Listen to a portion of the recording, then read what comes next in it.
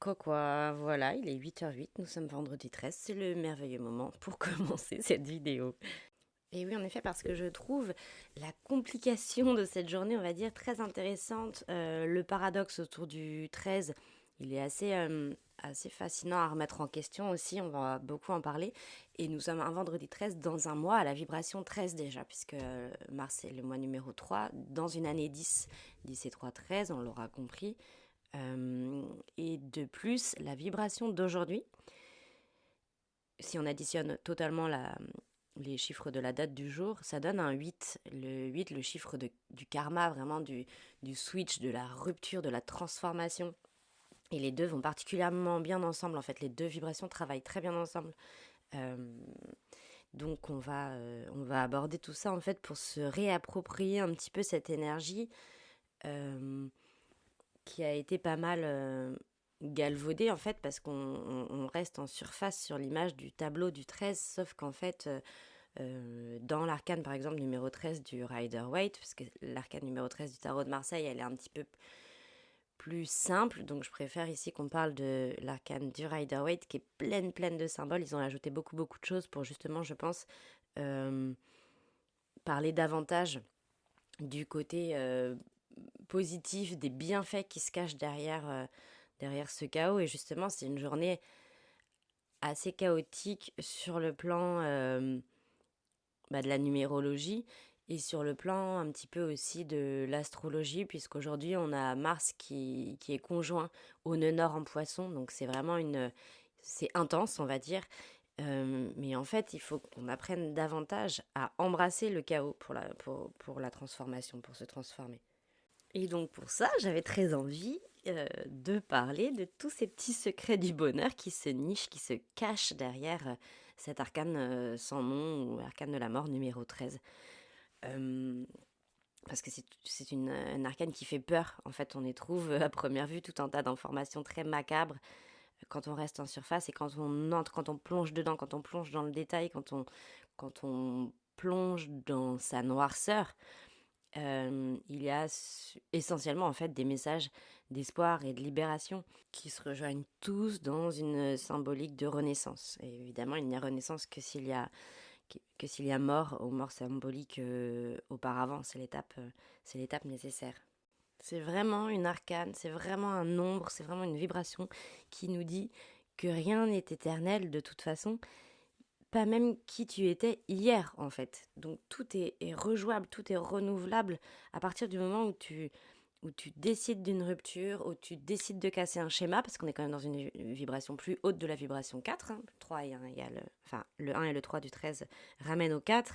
Et le 4, c'est les schémas, c'est le cadre. Et là, il y a la nécessité parfois de venir créer une rupture, de venir casser un schéma pour avancer davantage. Ça nous parle aussi de cette capacité à avancer dans le noir, ne plus avoir peur d'avancer dans le noir. On est peut-être, nous tous et toutes, en mars, euh, dans ce besoin de devoir avancer un petit peu dans le chaos, de devoir avancer dans le noir, dans le flou, dans l'inconnu, de par aussi cette vibration 4 qui est la vibration collective du moi, qui nous parle pas mal de ça. Et avancer dans l'inconnu, ça fait forcément peur, puisque par définition, on ne sait pas encore ce qui va se passer. Donc le secret derrière ça, c'est d'avancer avec foi, confiance en soi, estime de soi aussi, et puis structure intérieure, rigueur, ancrage, savoir où on va, savoir quel est le plan, le visualiser, s'y tenir, etc. C'est tout ça que ça nous raconte, hein, moi 4 clairement. Alors qu'est-ce qu'on voit à première vue sur cette arcane quand on la regarde? En fait, on voit, je pense a priori d'abord, un squelette qui chevauche un cheval blanc, on va en parler juste après. Ce squelette, il porte une armure, parce qu'en fait, ça nous parle ici d'invincibilité, de savoir que l'on est invincible finalement, et de le ressentir corporellement, d'en être persuadé, de s'en faire une vérité, que l'on reste invincible dans cette phase que l'on a à traverser, qu'on n'en mourra pas finalement, ça veut vraiment dire ça.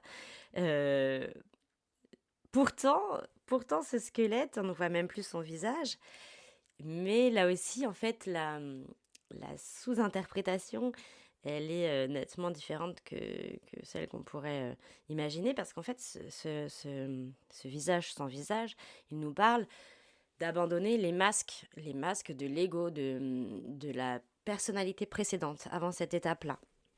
Tout ce qui tout ce qui nous définissait jusqu'ici, tout ça, ça tombe. Les masques tombent, on arrête de faire semblant. Ça nous parle aussi beaucoup de ça.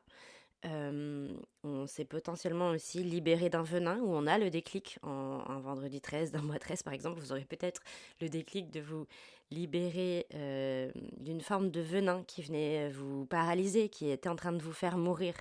Et derrière, il y aura forcément renaissance. Le venin, c'est quoi? C'est tous ces secrets qu'on garde en nous, qu'on enferme, qui finissent par nous pourrir de l'intérieur. Mais ça peut être aussi tout simplement des schémas un petit peu autodestructeurs, ou beaucoup même, ou même réducteurs. Ça peut être des pensées négatives qui nous hantent. Voilà, il y a l'idée aussi d'être un petit peu hanté. C'est tout ça qui est abordé dans cette vibration-là. D'être hanté par la peur d'avancer, d'être hanté par la peur de la suite, par la peur de notre propre transformation, par la peur de notre propre réflexion, dans le sens du reflet dans le miroir. Ouais, il y a la possibilité de ne plus se reconnaître, d'arriver à un point de rupture vraiment où on ne se reconnaît plus. Il faut changer quelque chose, transformer pour venir s'honorer derrière.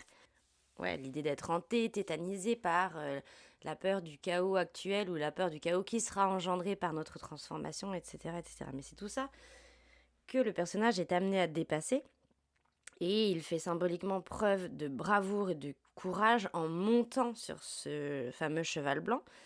C'est l'idée de venir surmonter, de venir chevaucher, surmonter le problème, cette étape. Le cheval blanc, il pourrait comme ça nous faire penser à la pureté, etc. Sauf qu'il a pendant très longtemps, jusqu'ici, été plutôt associé à l'idée de mort aussi, parce que le blanc, c'est le linceul, c'est le tissu qui englobe les morts, etc. En tout cas, dans la culture celte, le cheval blanc égale la mort. Donc là, on est vraiment sur un animal qui va l'aider à traverser et à surmonter cette étape de mort, et qui va l'accompagner là-dedans.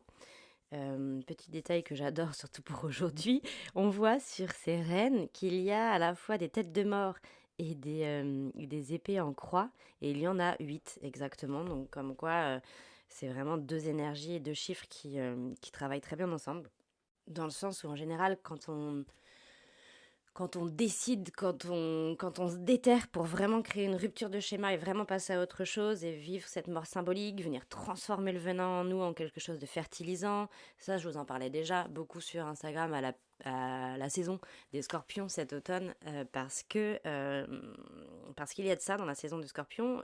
Tout ce qu'on a symboliquement planté ou initié à l'automne, c'est en train de commencer timidement à porter ses fruits, à sortir, à s'épanouir là au printemps.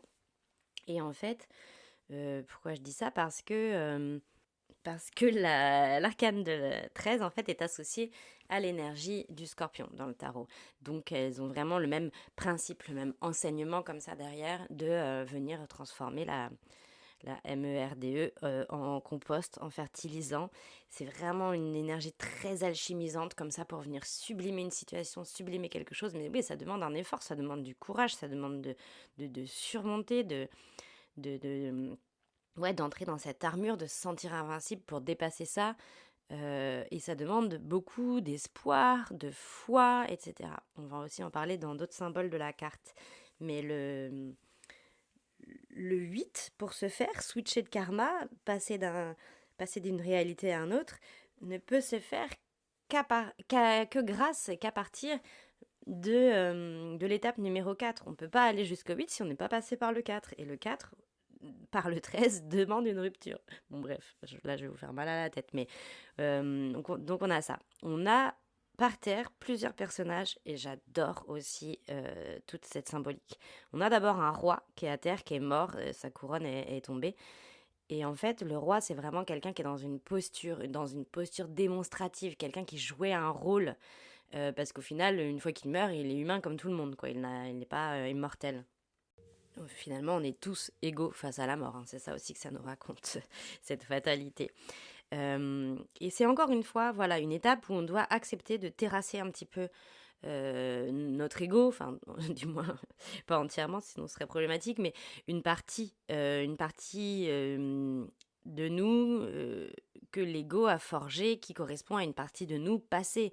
Euh, Ça nous parle vraiment de la rupture entre passé et présent, dans le but d'accueillir un nouveau futur, d'avancer vers un nouveau futur d'ailleurs dans l'arcane, puisqu'on voit ce cheval qui avance vers la droite, donc vers l'avenir. Ensuite, les autres personnages, il y a cet enfant en bas qui n'est pas accablé, il n'est pas si impressionné que ça, il est dans une forme de confiance, il regarde ce qui se passe, il reste en confiance parce qu'en fait, un enfant, l'innocence de l'enfant permet de tout traverser, de ne pas se laisser effrayer. Mais pourquoi ? C'est parce que l'enfant n'a pas encore d'ego, donc il n'est pas encore piloté en fait par les peurs et les blocages liés à l'ego. L'adolescente à droite, elle est en train de s'évanouir, ça nous symbolise aussi toute cette étape de vie. Il y a toutes les étapes de vie. Enfance, adolescence, âge adulte, le roi, et ensuite la vieillesse, la sagesse avec le pape derrière. L'adolescente, elle est en train de s'évanouir parce qu'en fait, ça nous parle ici de ce moment où l'ego se crée à l'adolescence et la transformation est très difficile à supporter. Et c'est un rappel, en fait, lorsque plus tard dans la vie, on a des phases de transformation comme ça. Elles sont dures à supporter, mais c'est comme un message afin que l'on se souvienne qu'à l'adolescence, ça nous a déjà porté et traversé la peur, les doutes, qui l'on est, la perte de repères sur qui l'on est, etc. Et finalement, on y est arrivé, nous y sommes parvenus, on a grandi, on a évolué, donc c'est un rappel que les choses vont se faire de toute façon, quoi qu'il arrive.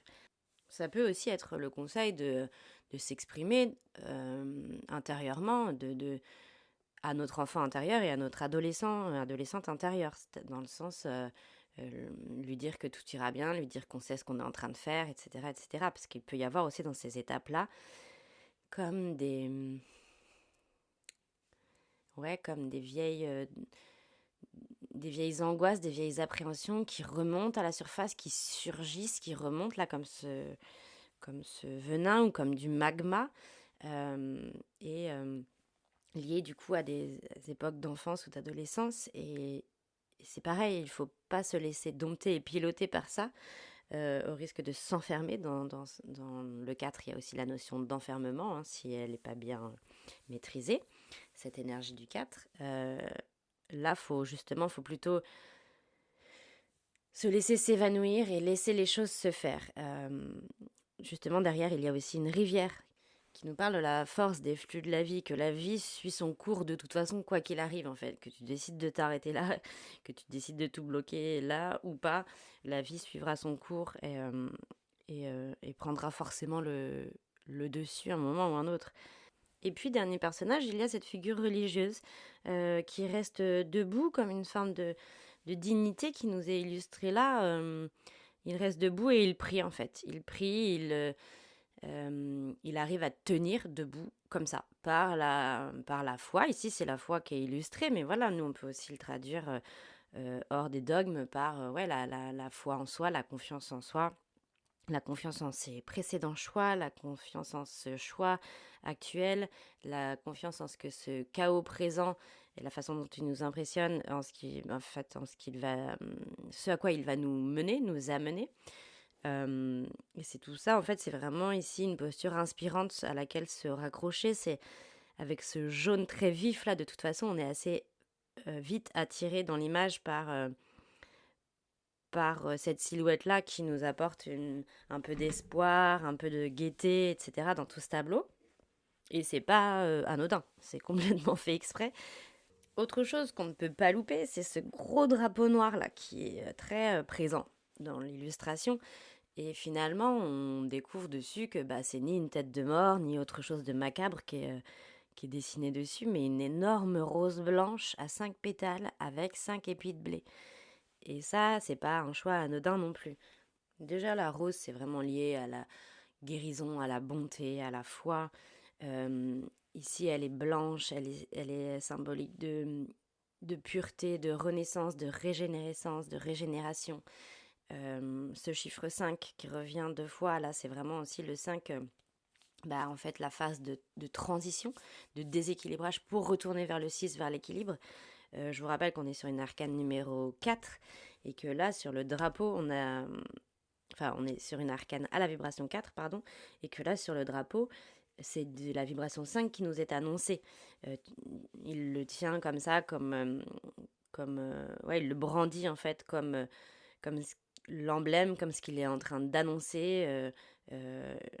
Il brandit en fait ses valeurs et ça nous parle en fait de la phase 5 qui va venir après et qu'il faut se laisser aller dedans, qu'il faut s'y plonger pour renouer avec une forme de nouvel épanouissement, avec notre nouveau printemps. Les 5 épis de blé parlent d'abondance. Le blé, c'est vraiment la symbolique de l'abondance. Donc là, se réouvrir à une forme d'épanouissement, à une forme d'abondance en soi comme autour de soi, etc. C'est tout ça qui nous est dit à travers cette simple fleur, ce simple drapeau. Mais finalement, il essaye de prendre toute la place. Et nous, on va facilement aller se focus sur le fait que c'est 13, ça s'appelle la mort, il y a un squelette, ça fait peur, tout fait peur. Et en fait, quand tu plonges dedans... vraiment, faut pas avoir peur du noir, il faut vraiment avancer parce que justement le jour se lève derrière, à droite de la carte, donc à l'est. Magnifique lever de soleil qui nous parle d'à quel point sa vie s'apprête à être brillante, à être vibrante, à être lumineuse, etc., etc. Ce que j'adore aussi, ce petit détail, c'est qu'il y a 2 tours qui devancent en fait ce lever de soleil, et c'est vraiment les 2 mêmes tours que sur l'arcane de la lune. Sur l'arcane de la lune, on a ces 2 mêmes tours, ouais, de part et d'autre d'un grand soleil et d'une lune en même temps. Les 2 astres sont mélangés. Et en fait, ça nous parle vraiment ici d'une promesse de guérison qui est en train de se faire. Les 2 tours, c'est comme les 2 piliers de soi, nos 2 polarités qui se retrouvent équilibrées et solides et serviables, structurantes, sécurisantes, etc., etc.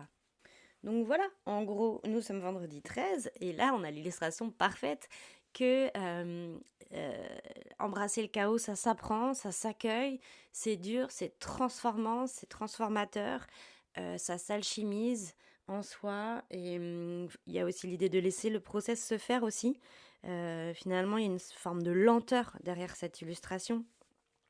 C'est chaotique, mais on voit qu'il y a plein de process, il y a plein d'étapes, etc. Et il y a l'art de savoir embrasser ça ou non, d'accueillir ça ou non. Et voilà, c'est un petit rappel que la chance, ça se provoque. Et le mot provoquer, il est agressif un peu. Il y a une forme de rupture derrière aussi. Donc voilà, il n'y a pas de... Il n'y a pas d'omelette sans casser des œufs. Je ne sais pas pourquoi c'est ça qui me vient, mais partons là-dessus, ok. Et donc je voulais ajouter que en ce vendredi 13 2026, Mars est donc conjoint au nœud nord. Et donc le nœud nord, c'est la destinée, ce vers quoi on est censé tendre, etc. Ils sont en poisson, les deux. La conjonction se fait dans l'énergie des poissons aujourd'hui. Et vraiment, l'enseignement des poissons, surtout cette année, c'est vraiment...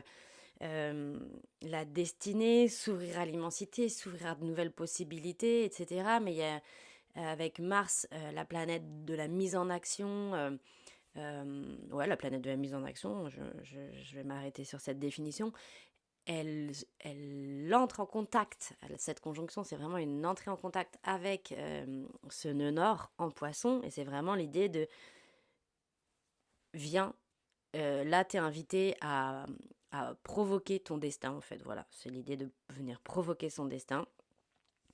C'est une carte joker. Est-ce que tu vas saisir cette opportunité? Est-ce que tu vas réussir à créer une rupture avec qui tu étais avant, ou avec un schéma, ou avec quelque chose, peu importe? Est-ce que tu n'aurais pas besoin de te libérer d'une forme de venin, de toxicité pour vraiment créer cette rupture? En tout cas, tout ça, toutes ces configurations, que ce soit configuration astrale ou numérologique, elles peuvent nous porter, nous aider dans ce phénomène de transition, dans ce phénomène de régénération. C'est marrant parce que le 13, malgré qu'il vibre par addition le 4, ça renvoie pas du tout le nombre 13 quand on l'entend, quand on le visualise, ça renvoie pas du tout comme ça à une idée de stabilité. Et c'est pas pour rien, il y a vraiment une idée de passage, d'état passager. Passager. pas, pas de pas forcément de sagesse à avoir là, juste de la détermination et l'idée que, ouais, que ce sera une étape passagère et obligatoire potentiellement, et s'y tenir. Voilà. Je vous mets en description de la vidéo les liens pour les guidances personnelles. Il peut y avoir des guidances pour votre mois personnel, comprendre l'enseignement du mois personnel que vous traversez. Vous pouvez commander pour pour novembre, n'importe quoi, pour mars, pour avril. Je propose aussi les guidances pour votre année personnelle, voilà, que vous soyez en année personnelle 1 ou jusqu'à 9. Ça a une signification et en commandant la guidance, vous recevez un audio d'à peu près 30 minutes où j'explique en fait les enjeux pour vous cette année, comment les comprendre, comment se les approprier, pas mal de conseils aussi dans ces guidances, sachant également qu'on était en année 1 et donc que vous rejouez la même année personnelle que vous avez vécu en 2017. Donc ça ne veut pas dire justement que vous allez revivre les mêmes choses, mais l'idée c'est de venir les jouer différemment, plus en conscience peut-être, et cet outil-là, cette guidance-là, elle est assez efficace pour ça, utile en tout cas. Et après, il y a les tirages perso, tirage flash perso, ou le grand tirage de la réinitialisation que j'adore. C'est, je pose avec les cartes une sorte de grande roue où les guides en fait vous donnent les conseils pour vous réinitialiser, pour faire de cette année vraiment une nouvelle année, un nouveau départ. Voilà comment je résumerai tout ça. Je vous mets tous les liens en description de vidéo. Merci beaucoup, bon vendredi 13, à bientôt.